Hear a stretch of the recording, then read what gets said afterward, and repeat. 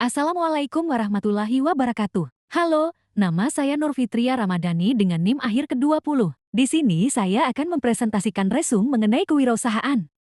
Kewirausahaan merupakan konsep yang berevolusi yang tidak hanya tentang memulai bisnis, tetapi juga tentang bagaimana mengembangkan dan mempertahankan bisnis tersebut melalui inovasi, keberanian mengambil risiko, dan kemampuan adaptasi terhadap perubahan pasar. Definisi wirausaha menurut para ahli. Menurut Meredith pada ke-1996, wirausaha adalah individu yang berorientasi pada tindakan dan bermotivasi tinggi serta berani mengambil risiko dalam mengejar tujuannya. Kemudian, menurut Cantillon pada ke-1697, wirausaha adalah ahlinya mengambil risiko. Dan menurut ahli lainnya, wirausaha adalah seseorang yang menjalankan bisnis dengan risiko keuangannya sendiri.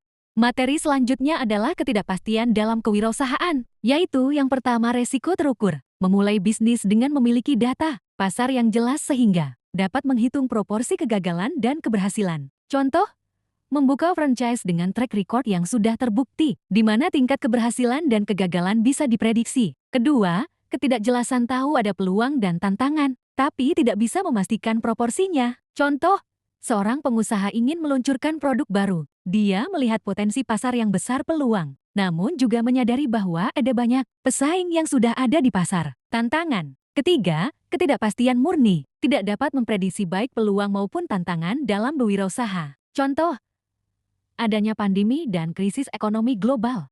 Adapun evolusi kewirausahaan dibagi menjadi tiga, yaitu yang pertama entrepreneur, merupakan daya pikir dan daya kerja. Seseorang dalam menciptakan peluang ekonomi untuk kesejahteraan dirinya dan masyarakat sekitar. Fungsi entrepreneur yaitu penggerak perekonomian bangsa dan menciptakan usaha-usaha baru, dan menciptakan peluang-peluang baru. Entrepreneur terdapat beberapa jenis seperti vowpreneur, sociopreneur, dan lain-lain. Kedua, agripreneur, merupakan seorang wirausaha yang menciptakan peluang di bidang pertanian. Ketiga, teknopreneur, merupakan seseorang yang menciptakan peluang usaha dengan memanfaatkan kemajuan Iptek ilmu pengetahuan dan teknologi. Ini dia entrepreneur di bidang sosial. Jova Octaviansyah selaku CEO founder Janji Baik. Janji Baik merupakan sebuah startup non-profit yang bergerak di bidang education tech dan crowdfunding. Janji Baik ini menyediakan sekolah gratis berbasis digital yang memungkinkan peserta didik yang memiliki keterbatasan ekonomi dapat melanjutkan pendidikannya melalui program pendidikan kesetaraan paket A, B, dan C. Janji Baik ini didirikan pada tanggal 17 April tahun 2022. Jatika, Jova ini merasa memiliki peluang untuk mengatasi fenomena maraknya anak yang putus sekolah karena keterbatas ekonomi, supaya memiliki hak yang sama untuk menempuh pendidikan formal. Dan ini pengusaha agripreneur, Adi Pramudia selaku petani rempah muda sukses, pemuda asal Pati. Ini lebih memilih menjadi petani setelah meraih gelar sarjana teknik. Lahan tidak produktif mampu disulap menjadi penghasil rempah-rempah berkualitas internasional. Adi Pramudia membuktikan bahwa sektor pertanian, terutama agribisnis yang tidak banyak dilirik oleh anak muda ini telah membuatnya sejahtera. Tidak hanya mensejahterakan dirinya saja, melainkan juga orang-orang di sekitarnya.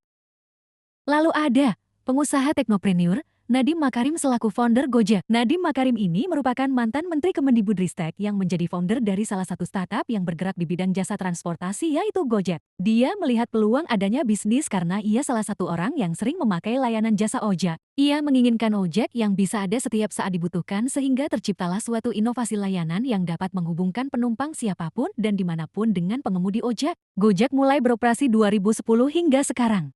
Sebagai seseorang yang ingin menjadi wirausaha, maka dibutuhkan tiga hal penting yaitu visi, kreasi, dan perubahan. Tiga hal ini akan berlangsung secara dinamis selalu berputra dan saling terhubung. 1. Visi. Mimpi yang ingin diwujudkan, contohnya ingin membuka bisnis sebuah kedai kopi nyaman dengan harga kantong pelajar. 2. Kreasi. Menciptakan suatu hal yang unik dan berbeda dari kedai kopi lainnya. Contohnya membuat kreasi menu yang unik, menawarkan suasana yang instagramable. Ketiga, perubahan. Menyesuaikan dengan kondisi nyata dan feedback yang didapatkan. Contohnya menambah menu non-kopi dan memasukkan outlet kedai kopi ke dalam layanan Gojek, Grab, Shopee Food, dan lain sebagainya.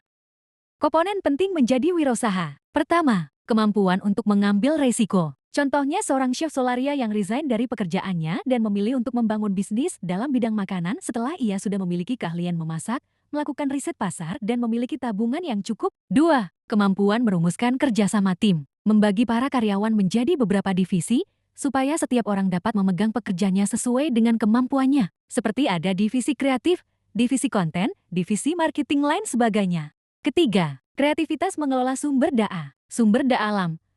Contohnya mengembangkan bisnis daur ulang limbah kertas menjadi kertas yang ramah lingkungan, sumber daya manusia. Contohnya memberikan pelatihan atau bootcamp, sumber daya keuangan, investasi terhadap teknologi. Keempat, keterampilan dasar membangun solid business plan. Membuat analisis SWOT terlebih dulu sebelum membuka usaha. Analisis SWOT ini berguna untuk mengetahui peluang dan tantangan dari sebuah usaha. 5. Visi mengenali peluang saat situasi tidak normal. Contoh saat pandemi COVID-19 membuat usaha masker dan hand sanitizer. Kemudian saat ini telah terjadi digitalisasi sehingga usaha baik itu fashion maupun makanan banyak yang beralih ke sistem online. Lingkup wirausaha terbagi menjadi 6, yaitu 1.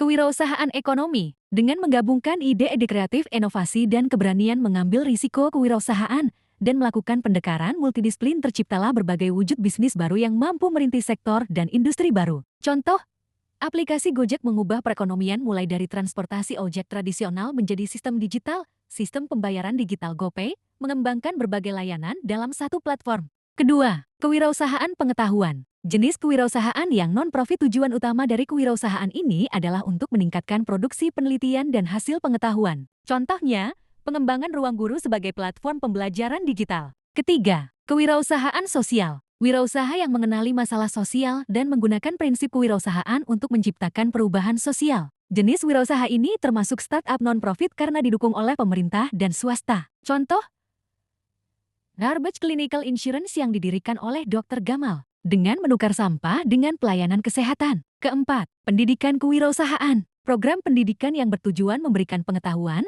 keterampilan, dan motivasi untuk mendorong kesuksesan wirausaha dalam berbagai bidang. Kewirausahaan ini ditawarkan di berbagai tingkat pendidikan. Contoh, program mahasiswa wirausaha PMW. Kelima, kewirausahaan digital. Kewirausahaan ini menciptakan peluang wirausaha melalui hadirnya internet. Contohnya hadirnya marketplace seperti Shopee membuat peluang usaha menjadi reseller produk kecantikan. Keenam, kewirausahaan internal. Penggunakan keterampilan wirausaha dalam organisasi yang sudah mapan tanpa mengambil risiko pribadi karena risiko akan ditanggung oleh perusahaan. Contohnya, Vir Virtual Assistant BCA. Salah satu hasil inovasi internal BCA adalah asisten virtual bernama Fairy yang dapat melayani nasabah melalui aplikasi chat WhatsApp. Vir dikembangkan oleh tim internal BCA untuk memberikan layanan customer service 24/7 secara otomatis. Baik, sekian yang bisa saya sampaikan, kurang lebihnya mohon maaf. Wassalamualaikum warahmatullahi wabarakatuh.